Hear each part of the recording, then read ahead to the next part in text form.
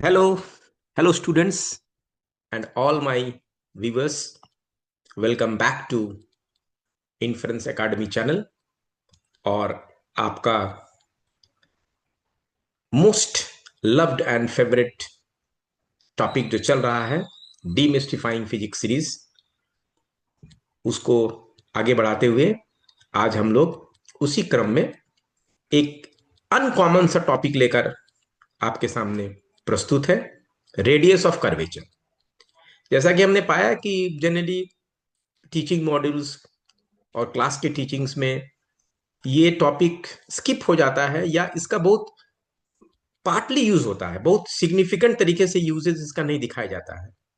तो आज उस कंसेप्ट को हम लोग थोड़ा डिटेल में एनालिसिस करेंगे और इससे रिलेटेड कुछ basic problems as well as कुछ चैलेंजिंग प्रॉब्लम्स को भी लेके हम लोग डिस्कस करेंगे। तो चलिए आगे स्टार्ट करते हैं हम लोग। तो आपको शायद आइडिया होगा रेडियस ऑफ कर्वेचर का, फिर भी चलिए हम लोग इस कंसेप्ट को ब्रश अप करते हुए आगे बढ़ते हैं। तो क्या कहने का मतलब होता है, रेडियस ऑफ कर्वेचर होता क्या है? मान लीजिए कोई भी एक ऑब्जेक्ट है जो मोशन कर रहा है अलोंग स्मूथ ट्रेजेक्ट्री, किसी एक ट्रेजेक्ट्री में वो ऑब्जेक्ट मूव कर रहा है, एनी काइंड ऑफ ट्रेजेक्ट्री है उसमें ऑब्जेक्ट मूव कर रहा है। तो इस तरह का जब वो ट्रेजेक्ट्री में मूव करेगा तो हम लोग क्या कर सकते हैं, द ट्रेजेक्ट्री जो कि एक ना तो स्ट्रेट लाइन है और ना पूर्ण रूप से एक सर्कल है। तो आपको जिसे दिख रहा है ये ट्रेजेक्ट्री हम लोग दिखाए हैं, this is a trajectory of a moving object और मूविंग पार्टिकल, कुछ भी हो सकता है। उसका एक हम ट्रैजेक्टरी लिया और ट्रैजेक्टरी क्या है, इस ट्रैजेक्टरी का विशेषता क्या है, क्या दिख रहा है ट्रैजेक्टरी? ये ट्रैजेक्टरी एक स्मूथ ट्रैजेक्टरी है, it don't have any Kings, it don't have any breakage. इसका मतलब क्या है, इस ट्रैजेक्टरी के हर पॉइंट पे हम डिस्टिंक्ट टैंजेंट ड्रॉ कर सकते हैं। अब इस तरह का ट्रैजेक्टरी जो कि ना एक स्ट्रेट लाइन है और ना एक सर्कल है, तो इस तरह का ट्रैजेक्टरी को हम लोग क्या कर सकते हैं, approximately as a motion around multiple circles पकड़ सकते हैं। जैसे कि मान लीजिए हम एक पॉइंट यहां पकड़ते हैं, पॉइंट नंबर ए, एक पॉइंट हम यहां पकड़ते हैं, पॉइंट नंबर बी, और एक पॉइंट हम सपोज यहां पकड़ लेते हैं, पॉइंट नंबर सी। तो अगर हम ए पे, अगर इस ट्रैजेक्टरी को, अगर हम इस पॉइंट पे हम लोग एक सर्कल को अप्रोक्सीमेट करें, पॉइंट ए को, taking that point around that point A, तो we get a circle here. तो दिख रहा है जैसे सर्कल एक। तो इस सर्कल का जो रेडियस होगा, radius of this circle is R A, मान लेते हैं। अगर हम पॉइंट बी पे एक सर्कल के अप्रोक्सीमेट करें, taking this as this one, point B को टच करते हुए अलोंग दिस आर्क अगर हम एक सर्कल कंप्लीट करें, तो दिस इज ए सर्कल जिसका सेंटर यहां कहीं होगा and this is the radius of this circle. Similarly अगर हम सी पे देखें तो सी पे भी एक सर्कल बनेगा,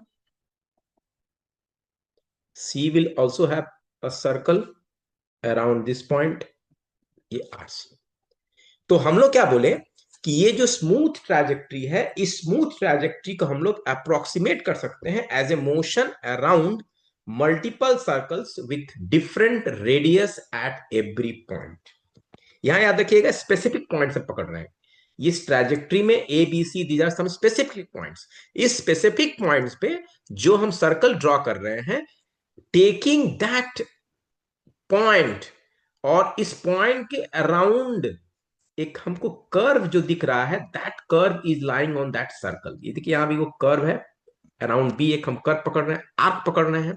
तो इस arc, that arc is lying on that circle. तो ये हम लोग कह सकते हैं कि this at point A and B, this point जहां पे हम लोग ले रहे हैं, हम लोग बोल सकते हैं कि जितना ज्यादा वो फ्लैट होगा, जैसे यहाँ पे देखिए ये फ्लैट है या थोड़ा इसका फ्लैटनेस कम है, तो यहाँ बड़ा रेडियस ऑफ कर्वेचर बन रहा है। ठीक है, समझ में आया? तो हम लोग क्या बोले हैं कि in case when object is moving along a smooth trajectory that is neither a straight line nor a circle with constant radius, मतलब ऐसा हम नहीं पकड़ सक रहे हैं कि एक ट्रैजेक्टरी है जो एक पूरा एक सर्कुलर पाथ में ही है, तो इसका रेडियस कांस्टेंट तो होगा नहीं। इसका मतलब क्या है, स्मूथ ट्रैजेक्टरी में हम अलग अलग पॉइंट्स पे जो सर्कल बना रहे हैं उसका रेडियस भी क्या है, वेरी कर रहा है। तो that trajectory along that smooth trajectory motion can be treated as motion at specific points around circles, और उस सर्कल्स का जो रेडियस होगा उसको बोल रहे हैं रेडियस ऑफ कर्वेचर्स। क्लियर है समझ में? तो बेसिक बात रेडियस ऑफ कर्वेचर होता क्या है। नाउ नेक्स्ट थिंग इज, तो यहां पे हम लोग देख पा रहे हैं, यहां this is very clear that R A is less than R B and R C is less than R B, obviously, क्योंकि जहां पर जितना फ्लैटनेस है वहां रेडियस ऑफ कर्वेचर उतना बड़ा हो जा रहा है। ठीक है, अब यहां पर ही है जो ये जो रेडियस ऑफ कर्वेचर है वो किस पे डिपेंड करेगा, which depends on the coordinates of the curve, यानी ये जो रेडियस ऑफ कर्वेचर का जो वैल्यू होगा ये इस ट्रैजेक्टरी के कोऑर्डिनेट्स, यानी उस curve, the curve representing the trajectory, it will depend on the coordinates of that curve which represents that trajectory. ठीक है, अब देखिए यहां पर ही हम लोग इस ट्रैजेक्टरी का इक्वेशन निकालने नहीं जा रहे हैं, हम लोग को यहां पर ही मोटिव है कि रेडियस ऑफ कर्वेचर का value at that specific point क्या होगा, यानी if I say what is the value of R A, obviously R A is smaller than R B is bigger than R C, but what are this values, value क्या है ये हमको जानना है। ठीक है, तो देखिए इसको हम लोग समझने के लिए एक ऑलरेडी हम लोग जो कॉन्सेप्ट जानते हैं, एकदम एलिमेंट्री चीज जो जानते हैं उसी को हम लोग एक बार यहां पर लाते हैं, तो शायद आपको एनालॉजी समझ में आए। अगर कोई पार्टिकल एक सर्कल में मूव कर रहा है, if A particle is moving on a circle, suppose a particle is moving on a circle, तो हम लोग जानते हैं कि इसका दो एक्सेलरेशन होगा, एक रेडियल एक्सेलरेशन जिसको सेंटीपिटल बोल रहे हैं, और this centripetal acceleration is perpendicular to the velocity, this is perpendicular to the velocity if it is moving with a constant speed, if v is constant. ठीक है, तो अगर हम लोग मान के चले कि एक सर्कल में मूव कर रहा ऑब्जेक्ट विथ कांस्टेंट स्पीड, तो हम लोग क्या बोल सकते हैं कि दिस रेडियल एक्सेलरेशन का जो वैल्यू होता है वो होता है v square by R, this is the radius of this circular path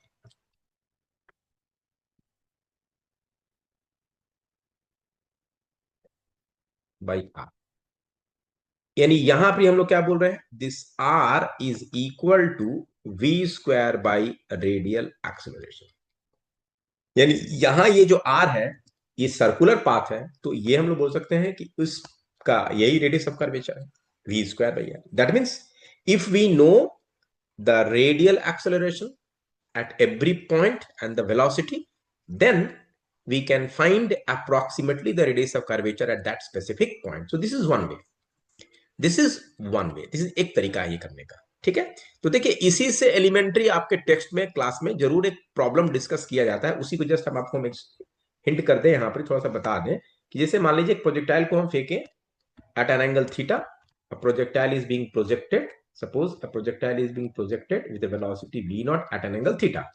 ठीक है, तो जनरली पूछा जाता है कि भाई बताइए हाईएस्ट पॉइंट पे, एट द हाईएस्ट पॉइंट इसका रेडियस ऑफ कर्वेचर क्या होगा। तो एट द हाईएस्ट पॉइंट पे ध्यान से देखें अगर हम लोग, तो हाईएस्ट पॉइंट पे ये एक, ये तो हम लोग जानते हैं कि this trajectory will be parabolic, ये पैराबोलिक होता है, और ये प्रोजेक्टाइल इस सरफेस पे मूव कर रहा है, तो यहां इसका रेडियस ऑफ कर्वेचर आरसी ये होगा।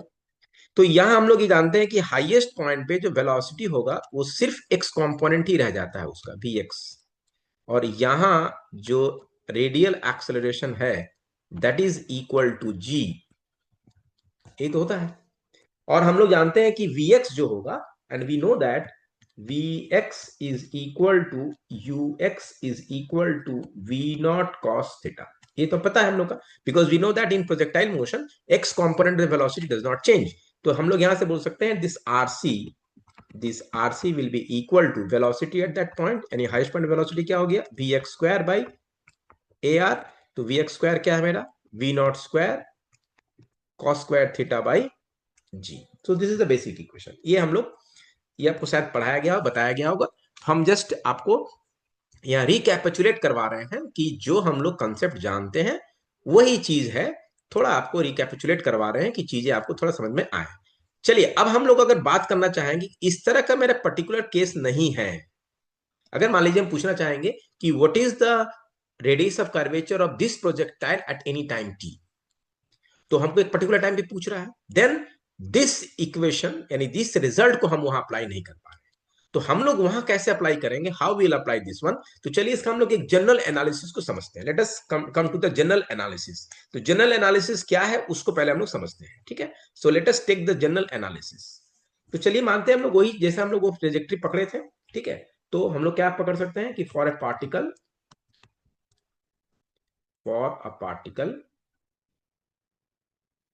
मूविंग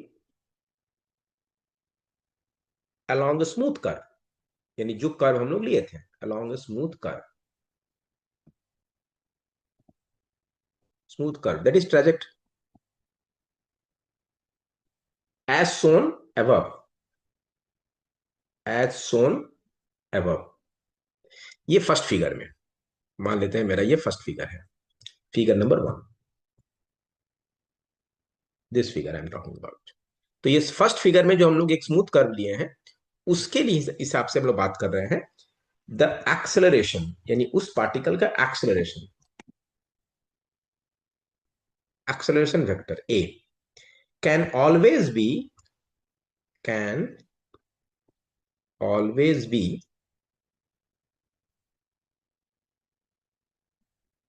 क्या लिख सकते हैं, can always be resolve into two mutually perpendicular components. जैसे कि सर्कुलर मोशन में हम लोग जानते हैं कि अगर नॉन यूनिफॉर्म वेलोसिटी से मूव करता है तो उसका एक रेडियल एक्सेलरेशन टुवर्ड सेंटर जिसको बोलते हैं हम लोग सेंटीपिटल एक्सेलरेशन, और एक tangential component of acceleration that is transverse component, और हम लोग उसको जनरली बोलते हैं because of the change in the speed that acceleration is there, that is the tangential acceleration. तो रेडियल को नॉर्मल भी बोला जाता है, नॉर्मल एक्सेलरेशन भी बोल सकते हैं। तो अब हम लोग यहां बोल सकते हैं कि दो कंपोनेंट लिख सकते हैं, यानी एक्सेलरेशन ए वेक्टर जो होगा वो क्या होगा, यानी हम लोग यहाँ पर बात कर रहे हैं जो हम लोग स्मूथ कर्व लिए हैं उसमें हम लोग बात कर रहे हैं कि मान लीजिए इस पर्टिकुलर पॉइंट पे ये हो गया उसका टेंजेंशियल एक्सेलरेशन और एक उसका रेडियल और normal acceleration, and these two are perpendicular, and obviously the acceleration, total acceleration is the vector sum of these two accelerations, the vector sum of these two accelerations. तो हम लोग ये बात कर रहे हैं कि किसी भी पाथ के लिए, किसी भी ट्रैजेक्टरी के लिए, किसी भी पॉइंट पे ये होगा, यानी A is written as A tau unit vector along this direction plus normal यानी radial acceleration along normal direction. तो ये मेरा होगा, ठीक है। जहां पर हम लोग क्या बोले, जैसा कि हम लोग अभी मेंशन किए कि यहां पर मेरा दो कंपोनेंट है, तो ये पहला वाला फर्स्ट ये कंपोनेंट क्या चीज है, tangential acceleration, this is tangential acceleration. ये क्या करता है, चेंजेस स्पीड, ये तो हम लोग सर्कुलर मोशन में पढ़े हैं, changes speed dv by dt। और ये वाला क्या है मेरा, this is the normal acceleration, normal acceleration. और ये क्या करता है, डायरेक्शन को चेंज करता है, चेंजेस डायरेक्शन। तो दो कंपोनेंट ऑफ एक्सेलरेशन दो चीज कर रहा है, एक तो स्पीड को बदल रहा है और दूसरा डायरेक्शन को बदल रहा है। तो हम लोग जनरल केस पकड़े हैं उसके लिए, ठीक है। तो यहां पर एक चीज देखिए, जो हम लोग यहां पर लिखे हैं ये दो वेक्टर्स को हम लोग मेंशन किए हैं, let us talk about this two vectors. Tau cap इस क्या हम लोग लिख रहे हैं, unit tangent vector, unit tangent vector यानी vector along the tangential direction, and this should be equal to, क्योंकि हम लोग जानते हैं टेंजेंशियल डायरेक्शन में क्या होता है, velocity bye its magnitude, direction of motion, direction of motion decide कर रहा है ये। और एन कैप जो होता है, this is unit normal vector, points towards the centre, points towards centre of curvature. Circle के लिए वही मेरा हो गया centre of circle, centre of curvature, ठीक है। Let me right it properly, centre of curvature, ठीक है। तो दो वेक्टर्स है मेरा, यानी इन जनरल जब वो उस तरह का जो हम लोग फर्स्ट फिगर में बताए हैं हम लोग, यहाँ जो फर्स्ट फिगर को दिखाया वही चीज को समझिए कि जब वो पार्टिकल मूव कर रहा है इस पाथ में, अगर यहां पर ही है particle, the particle is here somewhere, then this particle will have two components of this acceleration, एक normal और एक tangential.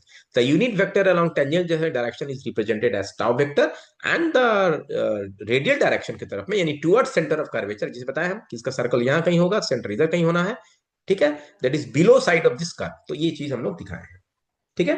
अब देखिए, अब हम लोग इस चीज एनालिसिस को थोड़ा आगे बढ़ाएं। अब हम लोग को समझना है क्या, हम लोग अब जानते हैं कि जो ए टाउ है, ये ए टाउ कैसे आ रहा है, डी डी टी ऑफ भी, rate of change of speed, D d t of भी से आ रहा है।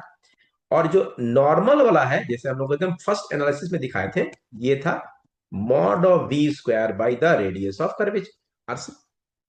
ये तो हो ना, ठीक है, क्लियर, ये तो है हम लोग का दिस, ये मान लेते हैं हम इक्वेशन नंबर 1।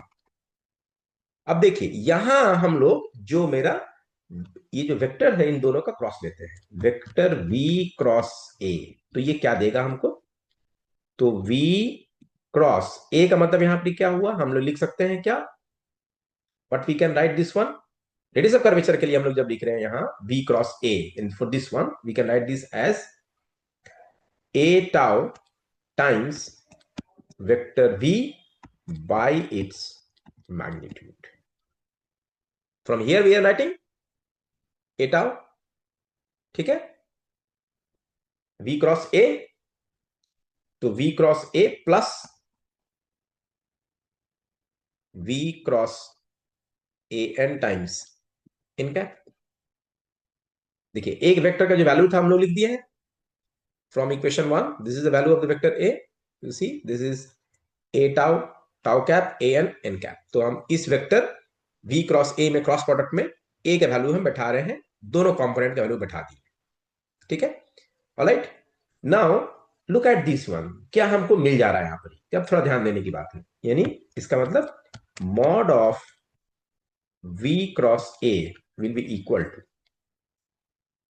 क्या हो जाएगा, व्हाट इट विल गिव, तो ये हमको दे रहा है mod of v times the normal vector, यानी ये हमको दिया a n is equal to v cross a by mod of b, समझ आ गया। तो ये हो गया मेरा equation number, suppose I call it as 2। तो 1 एंड 2 को अगर यूज कर दे तो क्या हो जाएगा, तो therefore we can write mod v square by R C is equal to v cross a by vector b, alright. यानी इसका मतलब क्या हो गया, इसका मतलब हो गया R C, radius of curvature at any point, is vector v का whole cube by v cross a का मैग्नीट्यूड। देखिए ये हम लोग एक इंपॉर्टेंट रिलेशन ले आए। तो this equation is generally not discussed in class, और sometimes it is missing in your coaching modules. तो ऐसा नहीं है कि ये क्लास में डिस्कस नहीं किया जाता होगा, जरूर डिस्कस किया जाता होगा, बहुत एलाबोरेटली नहीं पढ़ाया जाता होगा। तो उसी को आज हम लोग यहाँ पे डिस्कस कर रहे हैं कि समटाइम्स ये फॉर्म बहुत कन्वीनियंट होता है यूज करने के लिए। तो फिर से एक बार देखिए, थोड़ा सा अनकॉमन सा चीज है। तो हम लोग यहाँ पे क्या बोल रहे हैं कि कोई भी जब कोई एक पार्टिकल मूव कर रहा है किसी भी एक स्मूथ कर्व में, दैट इज उसका ट्रैजेक्टरी अगर हमको पता है, तो उसका किसी भी पॉइंट पे जो एक्सेलरेशन होगा, उस एक्सेलरेशन का दो कंपोनेंट होगा, the normal that is a radial and the tangential. So this is what we have written here.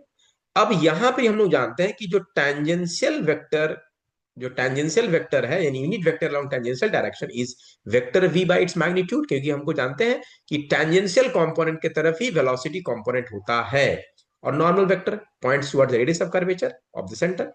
अब यहां पर हम लोग क्या लिखे, देखिए यहां थोड़ा ध्यान देने का है कि जब हम v क्रॉस a का मॉड पकड़ रहे हैं, when I take the mod of this one, तो व्हाट दिस गिव्स, ये तो वेक्टर v क्रॉस v तो जीरो हो जाएगा ना, यहां ध्यान दीजिए, v क्रॉस v जीरो हो गया, तो ये टर्म जो जीरो हो गया फर्स्ट टर्म, तो केवल सेकंड टर्म रह गया मेरा, look at this term v cross है, when I am taking cross product of v and a, and when I have expressed this vector A as two components, the tangential and the normal component, तो v cross v तो zero हो गया, यानी first term vanishes, the second term remains. अब वहां से हम जब मैग्नीट्यूड लिखें तो हमको v क्रॉस a का मैग्नीट्यूड मतलब क्या हो गया, mod of v times a n, यानी magnitude of the velocity times the magnitude of velocity times the normal acceleration और द रेडियल एक्सेलरेशन। तो देखिए यहां से हम लोग निकल के आ गए कि इंपॉर्टेंट रिलेशन।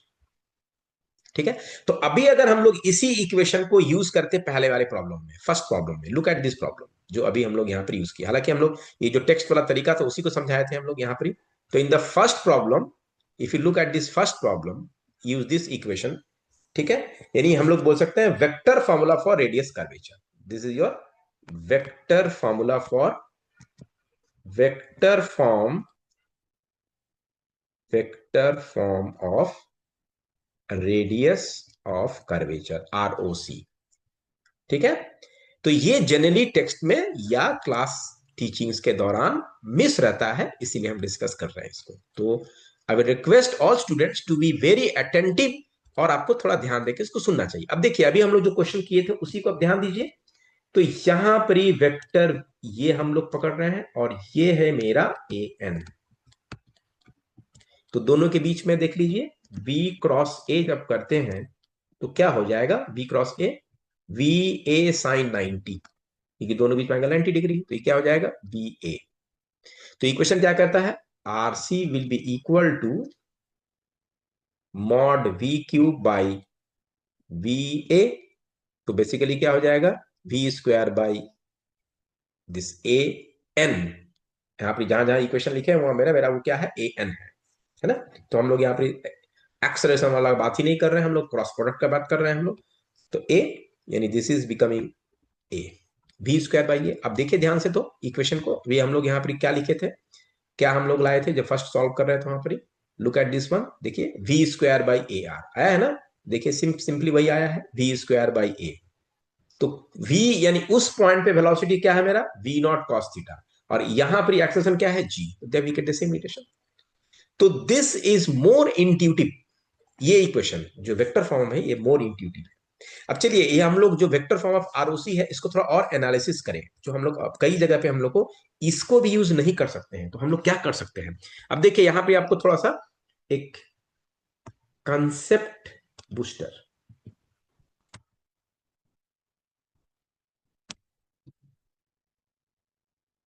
तो देखिए सबसे पहला पॉइंट, पहला चेक चेक कीजिए कि अगर ए एन जीरो हो जाता है, if a n is zero, इसका मतलब क्या हुआ, radius of curvature tends to infinite, मतलब जीरो कर्वेचर।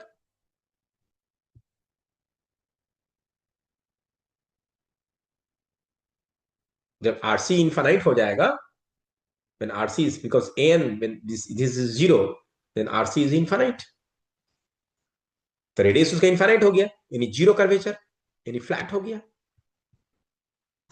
तो ये क्या मतलब हो गया, स्ट्रेट लाइन फ्लैट हो जाएगा, स्ट्रेट लाइन। तो हम लोग बोल सकते हैं straight line motion is a motion along a curve of infinite radius of curvature, infinite radius of curvature और जीरो कर्वेचर। कनकेविटी और convexity of curve is related to curvature, उसी को हम लोग का मेजर है ए रेडियस ऑफ कर्वेचर। ठीक है, अच्छा अब दूसरा हम लोग क्या बोल सकते हैं कि जहां पर a n tends to infinity, अगर ऐसा हो मानते हैं a n tends to infinity, तो क्या हो जाएगा, इसका मतलब क्या हो जाएगा, r c tends to zero. अगर मेरा नॉर्मल एक्सेलरेशन बहुत लार्ज है तो कर्वेचर बहुत छोटा होगा। अब यहां पर ध्यान दीजिए, जो हम लोग पहला फिगर बनाए थे, फिगर नंबर 1 पे, फिगर नंबर 1 पे ये देखिए, और यहां पर देखिए, यहां पर देखिए कर्वेचर छोटा या कर्वेचर बड़ा। इसका मतलब, इसका मतलब क्या हुआ कि अगर हम लोग ऐसा बोले कि if your normal acceleration, this an is tending to large infinity, then rc tends to zero। इसका मतलब क्या हुआ, इसका मतलब क्या हुआ, टाइट सर्कुलर टर्न या sharp turn, tight circular turn और शार्प टर्न, ये दो पॉइंट। ठीक, चलिए अब इसको हम लोग थोड़ा, जो अभी इक्वेशन निकाले हैं इस पर थोड़ा आगे बढ़ते हैं। तो चलिए मान लेते हैं हम लोग, ठीक है, यानी इस जगह पे if position vector of the particle in is given as x i cap plus y j cap. अच्छा यहां देखिए एक्स जो है वो खुद फंक्शन ऑफ टी होगा और वाई भी क्या होगा, फंक्शन ऑफ टी हो सकता है, x coordinate and y coordinate ऐसा होगा। तो हम लोग यहां से क्या लिख सकते हैं, then vector v will be equal to d r by d t, so that will be written as dx by dt I cap plus dy by dt j cap। ना इसको हम लोग लिख सकते हैं v, this will be equal to basically vx I cap vy j cap ऐसा। अब अगर हम इसका एक्सेलरेशन निकालें, इसका and acceleration vector a vector, तो dv by dt, तो obviously that will be equal to dvx by dt I cap dvy by dt j cap, यानी this is ax I cap ay j cap, यानी हम लोग 2 dimension के case पकड़ रहे हैं, है ना। तो अब यहां से हम लोग क्या लिख पाएंगे, देखिए mod of v, mod of v क्या हो गया भाई, vx स्क्वायर vy स्क्वायर का रूट होगा and mod of v cross a। भाई देखिए हम लोग क्रॉस प्रोडक्ट का रूल लगा देते हैं, i j k, तो vx vy 0, ax ay and 0, ये होगा। अब इसको आप सॉल्व करिए, क्रॉस प्रोडक्ट का जैसे सॉल्व करते हैं हम लोग, सॉल्व करने से क्या मिलेगा हम लोग को, ये will get this one get vx ay minus vy ax, ये हो गया इसका मैग्नीट्यूड, यानी vx ay। तो अब अगर हमने जो इक्वेशन में जो वेक्टर फॉर्म है तो उसमें बैठा दीजिए, तो therefore RC will be equal to mod of V का whole cube by V cross A. So mod of V means already we have found that will be equal to Vx square Vy square whole to the power 3 by 2 divided by this magnitude. तो ये magnitude क्या है भाई, this one is Vx Ay Vy Ax। तो देखिए जो vector form of radius of curvature था उसको हम लोग एक दूसरा फॉर्म में कन्वर्ट कर दिए, ठीक है। तो दिस इज जनरली, अगर हम लोग इसको ध्यान से देखें तो दिस इज रिटन एज, देखिए इसको कैसे लिखते हैं हम लोग, इस पे थोड़ा ध्यान देते हैं हम लोग। ये हम लोग क्या लिखे हैं, this one will transport this one, तो this is basically written as, देखिए हम लोग यहाँ पे क्या कर रहे हैं, वी एक्स को लिखते हैं एक्स डॉट और वी वाई को लिखते हैं वाई डॉट, ए एक्स को लिखेंगे एक्स डबल डॉट, ये एक नोटेशन है, और ए वाई को लिखेंगे वाई डबल डॉट। तो using this notations we can write this one as x dot square y dot square whole to the power 3 by 2 divided by, now vx is x dot y double dot minus y dot x double dot का magnitude. तो देखिए ये एक form आ गया। Sometimes what happens, ये हम लोग देखे हैं कि कई जगह पे ट्रैजेक्टरी को एक, ये हम लोग लिखे हैं पैरामेट्रिक फॉर्म्स में। तो देखिए कई बार क्या होता है कि सपोज यहां एक इंपॉर्टेंट, और हम लोग इसी से कंटिन्यूएशन कर सकते हैं कि if trajectory is given in parametric form, parametric form, जैसे कि मान लीजिए आपको दिया हुआ है y is equal to y of x, ठीक है, ऐसा दिया हुआ है, देन तब हम लोग क्या लिख सकते हैं, जो x डॉट था वो क्या था मेरा dx बाई dt, ऐसा, दैट इज वी एक्स, ये वी एक्स था। और वाई डॉट क्या था, वाई डॉट था d y by d t. So this I can write as d y by d x, chain rule से d x by d t. So d y by d x into v x. Alright, अब आइए radius of curvature equation में हम लोग फिर से इसको बैठाते हैं। So what we can write, r C is equal to, देखिए क्या इक्वेशन था मेरा, x dot square, x dot square, तो ऊपर में क्या था मेरा, mod of v cube, v x square v y square whole to the power 3/2 by, ठीक है। अब ये इक्वेशन में हम लोग का चेंज हो रहा है, वी देखिए वाई डॉट की जगह पे क्या आ रहा है, d i by d x into v x, और नीचे में मेरा जो वी एक्स ए वाई वो चेंज होने वाला है, कॉरस्पॉन्डिंगली चेंज करेंगे हम लोग, है ना। देखिए यहाँ पे जो वाई डॉट निकाल दिए हैं उसी को हम लोग आगे बढ़ा रहे हैं, क्योंकि y dot d y by d t और d y by d x, y dash को लिखते हैं, और वाई डबल डैश को लिखते हैं हम लोग d two y by d x two. ये हम लोग यहां बैठाने वाले हैं।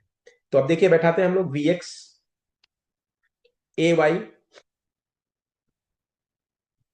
तो ए वाई क्या होगा, सेम कंटिन्यूएशन इक्वेशन से ए वाई को हम लोग को ट्रांसपोज करना होगा from here,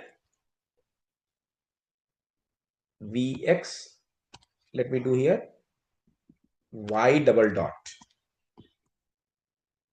A y is equal to, because this is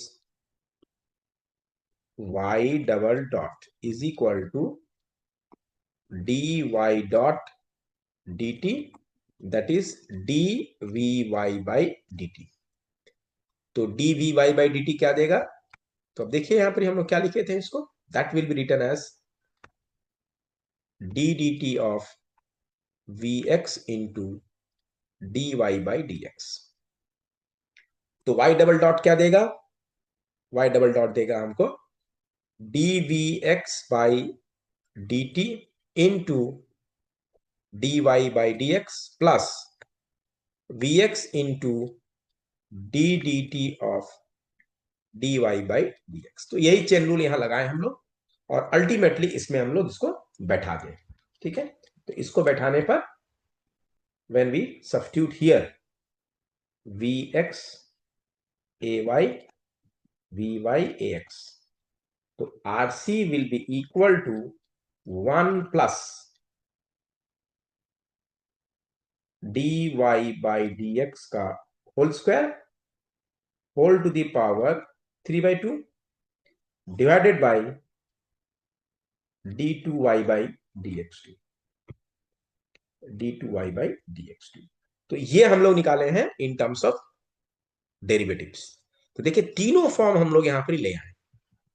basic equation जो था, बेसिक इक्वेशन यहां से, this is the basic equation v square by A r, जो जनरली बुक्स में डिस्कस्ड है।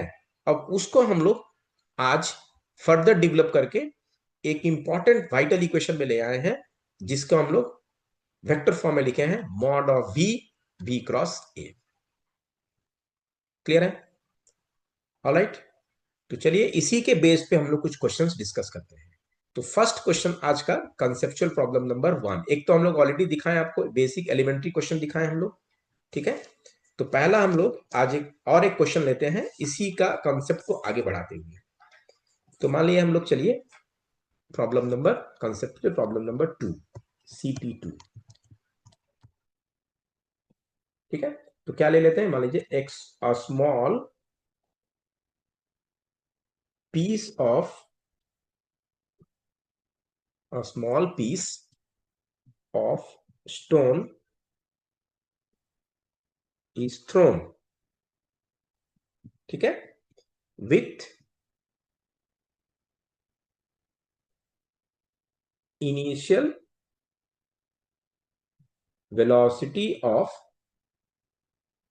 v naught is equal to 5 metre पर second, ठीक है, at an angle at an angle theta naught is equal to 37 degree with the horizontal,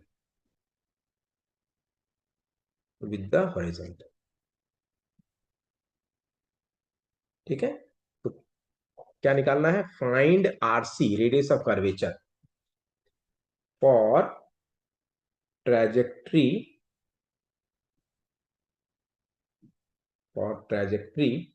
of the stone after t is equal to 1 second. After t is equal to 1 second from the launch. ठीक है। तो g is equal to मान लेते हैं 10 metre पर second square. तो देखिए problem क्या ये मैक्सिमम हाइट पे है कि नहीं, पहले ये चेक करिए, क्योंकि मैक्सिमम हाइट पे हुआ तो हम लोग ऑलरेडी कंसेप्ट बता चुके हैं। That will be simply is equal to mod of v square by g, mod of v square by g. अच्छा, यहाँ एयर रेसिस्टेंस नेग्लेक्ट कर देना है, neglect air resistance, neglect air resistance, यानी किसी तरह का एयर रेसिस्टेंस नहीं कंसीडर करना है। ऑलराइट, ये हम लोग मान लिए।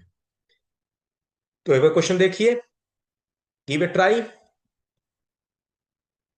ओके, चलिए तो सोल्यूशन पे हम लोग आते हैं।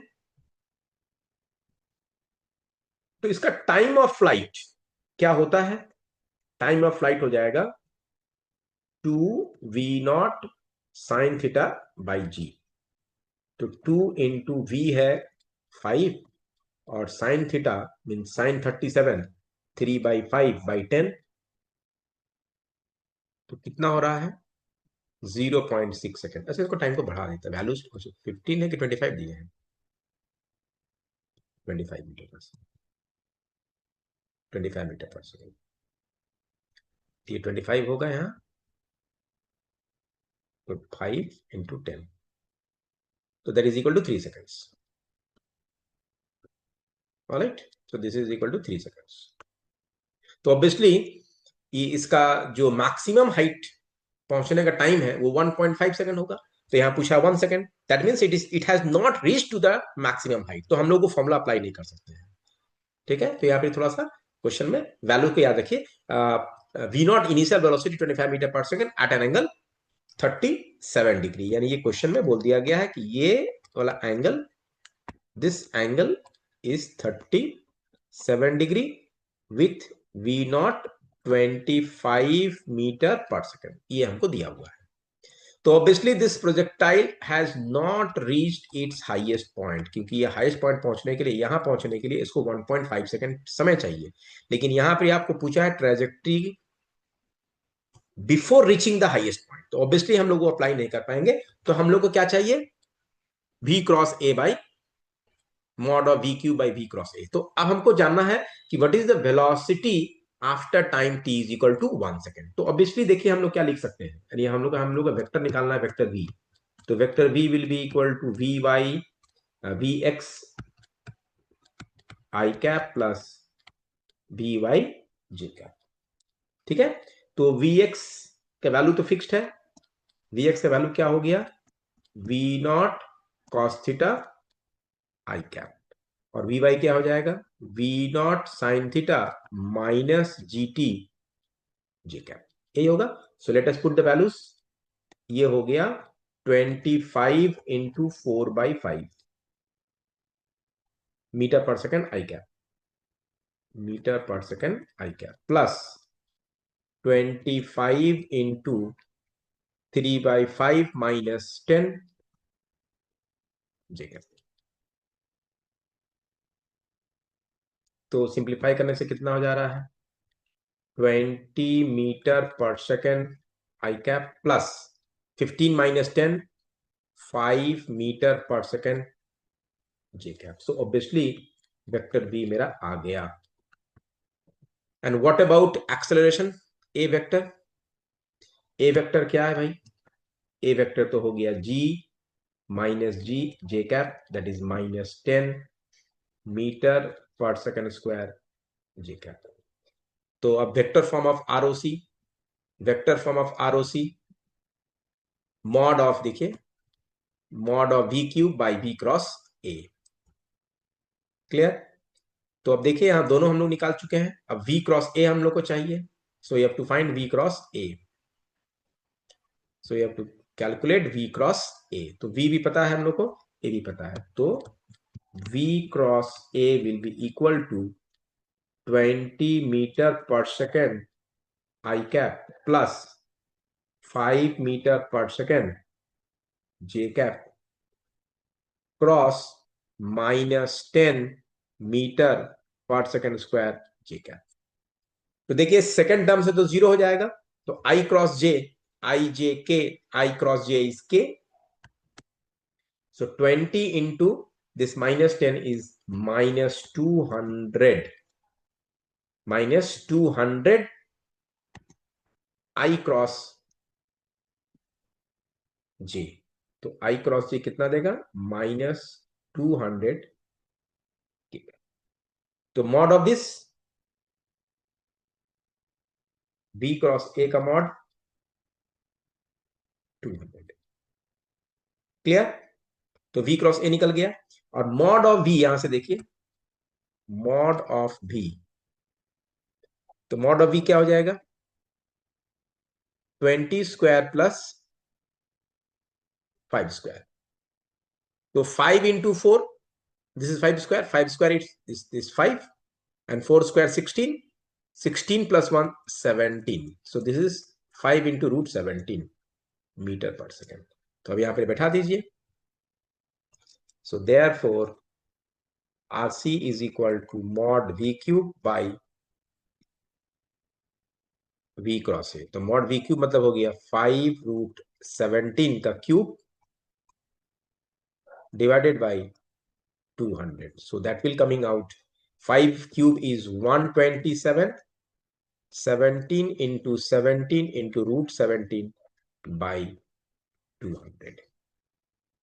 क्लियर? इसको सिंप्लीफाई कर सकते हैं हम लोग, 25 into 5, 25 into 8।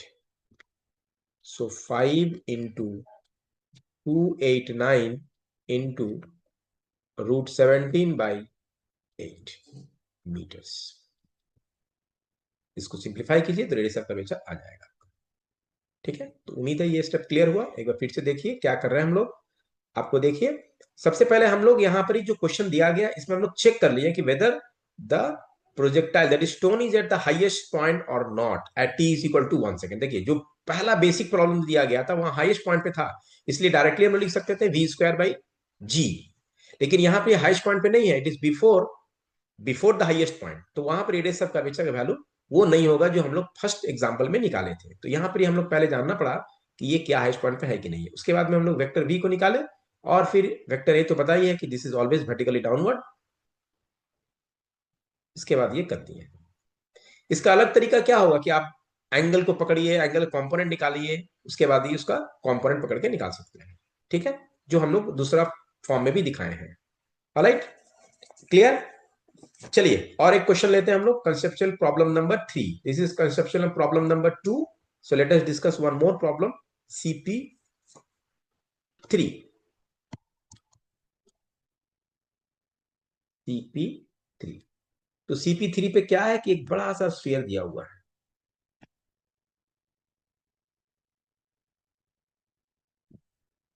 which is being placed on a horizontal surface।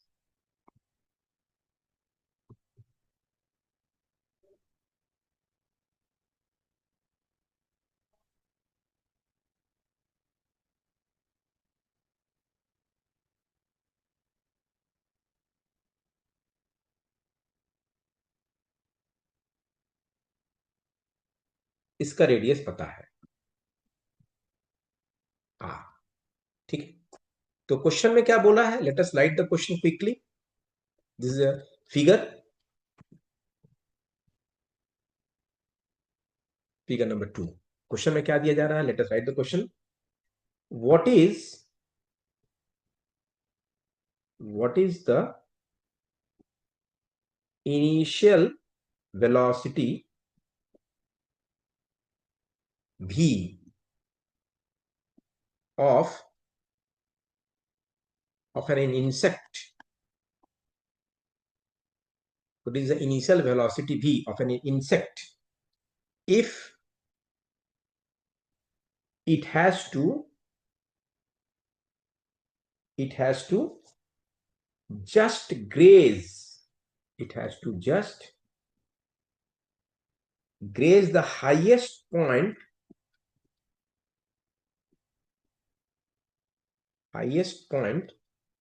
of the static sphere. एक स्फीयर है जो रेस्ट पे है और वो एक इंसेक्ट को जस्ट ग्रेज करके उसको पार करना है। ठीक है। यहां पर हम लोग क्या है कि इसका जो लॉन्चिंग पॉइंट है जहां से इंसेक्ट कूद रहा, jumping point and the impact point, ये दोनों एक ही लेवल पर है। फिगर में आपको दिख रहा होगा कि this is the launching point, jumping point, this is jumping या लॉन्चिंग पॉइंट एंड ये उसका हो गया फाइनल लैंडिंग पॉइंट। ये हम लोग बोल सकते हैं कि इसका जंपिंग पॉइंट, इनिशियल पॉइंट जहां से जंप कर रहा है और ये जाकर यहां पर ये आकर पहुंच रहा फाइनल पॉइंट, ऐसा कुछ। ये दोनों एक ही रेफरेंस लाइन पर है या एक ही रेफरेंस प्लेन पर है। ठीक है। यहां पर आपको क्या क्या दिया हुआ है, r is equal to 5 metre and g is equal to let us take 9.8 metre पर सेकेंड स्क्वायर। ये दो वैल्यूज आपको दिया हुआ है। These are the two things given. Clear, समझ में? तो देखिए एक बार क्वेश्चन को फिर से आप ट्राई करिए, जो हम लोग कंसेप्ट सिखाए हैं उसी कंसेप्ट को आपको लगाना है। You try yourself, see if you can do it और नॉट।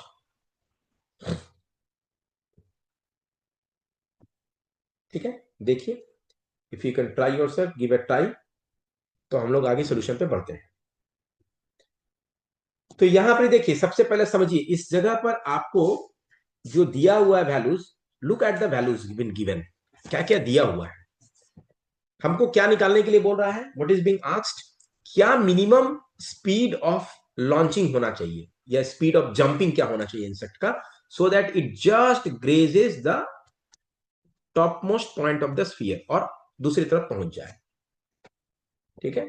तो यहां हाईएस्ट पॉइंट पे देखिए, हाईएस्ट पॉइंट पे जब हम लोग पहुंचते हैं यहां तो क्लियर है कि एट द हाईएस्ट पॉइंट, यानी हम लोग यहां पर सोल्यूशन पे आते हैं। चलिए देखिए समझिए इसको, RC at the apex, highest point,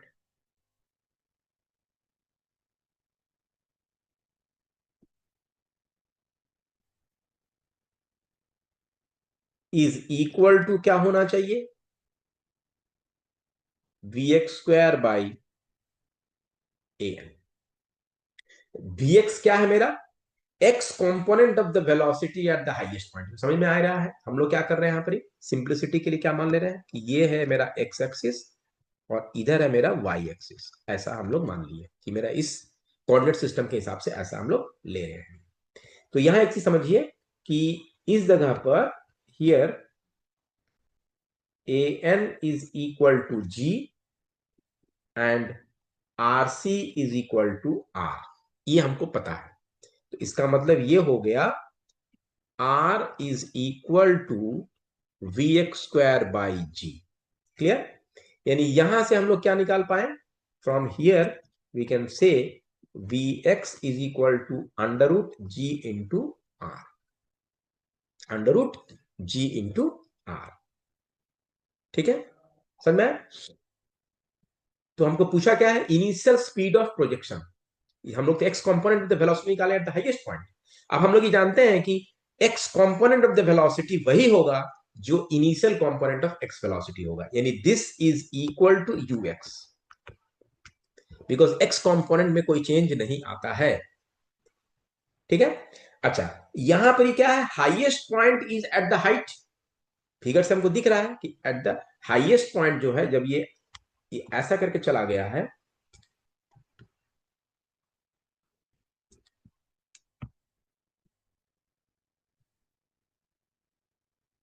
तो ये वाला कितना हो गया 2r and this should be is equal to h।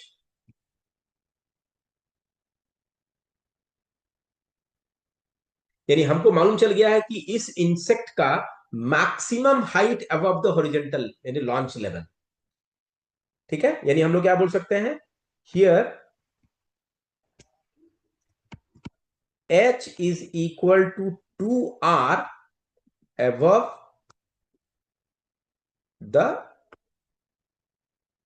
Launch level, यानी जो एक्स एक्सिस के h is equal to 2r है। ठीक है, लेकिन ये हम लोग जानते हैं कि h का वैल्यू क्या होता है, h का वैल्यू होता है ui² by 2g is equal to 2r। तो यहां से निकल गया हम लोग का ui इज इक्वल टू क्या हो गया, 4gr का रूट, 4gr का रूट। तो देखिए हमको ux भी मालूम चल गया, इक्वेशन नंबर 1, और ui भी मालूम चल गया, इक्वेशन नंबर 2। तो अब ये दोनों से हम लोग क्या निकाल सकते हैं, v0। तो v0 is equal to under root ux² uy²। तो ux² का मतलब हो गया gr और uy² का मतलब हो गया 4gr, ये दोनों का सम क्या आ गया, अंडर रूट 5gr। तो putting all these values, let us put all the values, तो ये हो जा रहा है 245 का रूट, सो दैट इज नियरली इक्वल टू 15.65 मीटर पर सेकेंड। ऑलराइट, समझ में आया? तो देखिए इसमें हमको सिर्फ पूछा है कि आपका मिनिमम लॉन्च स्पीड क्या होगा so that it just grazes the static sphere. इससे आपको एडिशनली और क्या पूछ सकता है, एडिशनल क्वेश्चंस, इसी का क्या क्या पूछ सकता है, एडिशनल क्वेश्चंस आपको यहां पर ही पूछ सकता है। लॉन्चिंग एंगल, किस एंगल पे वो कूदा है, जंप किया है, और दूसरा कि डिस्टेंस, हॉरिजॉन्टल डिस्टेंस, यानी the distance where the insect lands. ठीक है, distance from starting to the launch, starting to the landing point, यानी रेंज। ये दो चीजें भी हम लोग यहां से निकाल सकते हैं फ्रॉम द गिवन इंफॉर्मेशन। तो देखिए लॉन्चिंग एंगल कैसे निकालेंगे हम लोग, क्या जानते हैं हम लोग जानते हैं कि tan theta naught is equal to uy by ex, so that means theta naught is equal to tan inverse uy by ux। तो tan inverse 4gr by gr का रूट, तो that is equal to tan inverse to,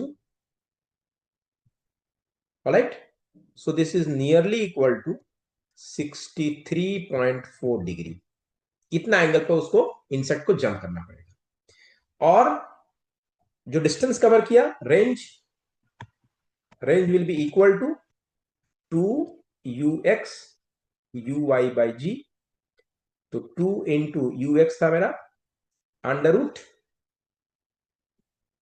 ji r, और uy था under root 4gr by g. Simplify कीजिए, 2 into g r, g into r, g into r तो g are हो गया, and square root of 4 is again 2 by g, so this cancels out, so that is equal to 4r, and r is 5, so that is equal to 20 meters। ठीक है, तो उम्मीद है कि आपको ये दोनों प्रॉब्लम समझ में आया होगा। देखिए ये क्या दिया गया था, इनिशियल, यहां पे पूछा कि what is the initial velocity v of an insect if it has to just graze the highest point if the static sphere, यानी एक तरफ से जंप करके दूसरे तरफ पहुंच गया, ग्रेजिंग द स्फीयर। तो इसमें वाइटल कंडीशन क्या था, सिग्निफिकेंट, जो मेरा बात को समझ में आना चाहिए प्रॉब्लम में, कि एट द हाईएस्ट पॉइंट, यानी इस पॉइंट पे जो ट्रैजेक्टरी फॉलो करेगा इंसेक्ट, वो पैराबोलिक पाथ होगा, प्रोजेक्टाइल के जैसा मूव कर रहा है इंसेक्ट, और उसका पाथ जो होगा वो पैराबोलिक पाथ होगा। और द हाईएस्ट पॉइंट पे जो रेडियस ऑफ कर्वेचर होगा इस ट्रैजेक्टरी का, it is same as the radius of the static sphere. यही कंडीशन हम लोग यहां पर यूज किए। उससे हम लोग क्या निकाले, at the highest point, at the apex point, x component of velocity क्या था, which is same as the initial horizontal component of the velocity, because projectile motion में x component of velocity में कोई चेंज नहीं आता है। और एक चीज हम लोग क्या नोट कर रहे हैं कि जो हाईएस्ट पॉइंट पे पिक जो है वो ग्राउंड लेवल से, लॉन्च लेवल से 2r हाइट पे है, which is same as the maximum height attained by the insect. तो वहां से हम लोग ui कंपोनेंट निकाले। So after finding this two, हमको लॉन्च स्पीड निकल गया, और इसमें एडिशनली हम लोग लॉन्चिंग एंगल भी और निकाल सकते हैं और निकाल सकते हैं। ठीक है, तो उम्मीद है आपको ये लेक्चर पसंद आया होगा। इसमें किसी तरह का भी और भी क्लैरिटी चाहिए तो आप जरूर कमेंट कीजिए। Thank you for viewing the lecture. आप अपना कमेंट जरूर दीजिए और इस चैनल को सब्सक्राइब कीजिए। Please, it is request, humble request to all the students, request, आपका कमेंट, आपका फीडबैक हम लोग को मोटिवेट करता है लेक्चर्स को लाने के लिए। एक लेक्चर को बनाने के लिए काफी मेहनत करना पड़ता है, और इस मेहनत को आपके लिए लाया गया है सो दैट आपको इससे एक बढ़िया से कंसेप्ट क्लैरिटी हो, आपको फिजिक्स लर्निंग और इजी लगे। और ये बार बार कई जगह पे प्लेटफॉर्म्स ये देखा जाता है कि स्टूडेंट्स केवल सॉल्विंग द प्रॉब्लम्स पे भागते हैं, लेकिन हम लोग का मकसद इस डीमिस्टिफाइंग फिजिक्स का फंडा ये है कि आप कंसेप्ट को लर्न करें, न कि प्रॉब्लम सॉल्व करना सिर्फ सीखें। इसलिए हम लोग ज्यादा प्रॉब्लम नहीं ठूस रहे हैं एक एक लेक्चर्स पे, कम से कम प्रॉब्लम ला रहे हैं, कंसेप्चुअल प्रॉब्लम्स ला रहे हैं, ताकि आपको कंसेप्चुअल क्लैरिटी हो, आपका अंडरस्टैंडिंग बने। इसलिए सभी स्टूडेंट से ये मेरा हम्बल रिक्वेस्ट है, अर्ज है कि आप चैनल को जरूर सब्सक्राइब करिए, वीडियोस को देखिए, लाइक करिए, कमेंट करिए। किसी तरह का भी आपको सजेशन है, सुझाव है, जरूर दीजिए, क्योंकि सुझाव से ही हम लोग इसको और बेहतर कर पाएंगे। Thank you for observing, for viewing again. Till then, goodbye and good luck.